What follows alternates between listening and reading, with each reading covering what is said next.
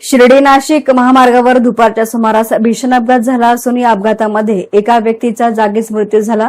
राज्य परिवहन महामंडळाची बस आणि इर्टिगा कार यांच्यामध्ये झालेल्या जोरदार धडकेत 15 जण जखमी झाले आहेत। जखमींवर शिर्डी येथील साई संस्थांच्या सुपर हॉस्पिटलमध्ये उपचार सुरू आहेत। शिर्डी जवळील सावळीवीर हद्दीमध्ये घडलेल्या या अपघातानंतर परिसरात एकच खळबळ उडाली आहे। शिर्डी शहरानजीक असलेल्या सावळीवीर परिसरामध्ये पनवेलहून शिर्डीकडे येणारी राज्य परिवहन महामंडळाची बस नाशिकच्या दिशेने जात असलेली इर्टिगा कार यांच्यामध्ये समोरासमोर धडक झाली। धडकेचा आवाज इतका मोठा होता की परिसरातील नागरिक घटनास्थळी धावून आले। अपघाताची तीव्रता एवढी भीषण होती की इर्टिगा कारचा अक्षरशः चक्काचूर झाला, तर एसटी बसच्या पुढील भागाचंही मोठं नुकसान झाले।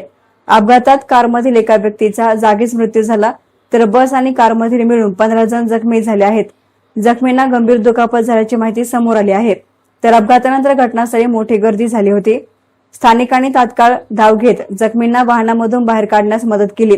अपघाताची माहिती मिळताच शिर्डी पोलीस ठाण्याचे पोलीस निरीक्षक रणजित गलांडे हे पोलीस पथकासह घटनास्थळी दाखल झाले। पोलिसांनी मदत कार्य सुरू करत रुग्णवाहिकांच्या साहाय्याने जखमींना उपचारासाठी शिर्डीतील साई संस्थांच्या सुपर हॉस्पिटलमध्ये हलवलं। अपघातामुळे काही काळ महामार्गावरील वाहतूक विस्कळीत झाली होती, मात्र पोलिसांनी वाहतूक सुरळीत करण्यासाठी प्रयत्न केले। दरम्यान अपघाताचं नेमकं कारण अद्यापही अस्पष्ट असून पोलिसांकडून तपास सुरू आहे।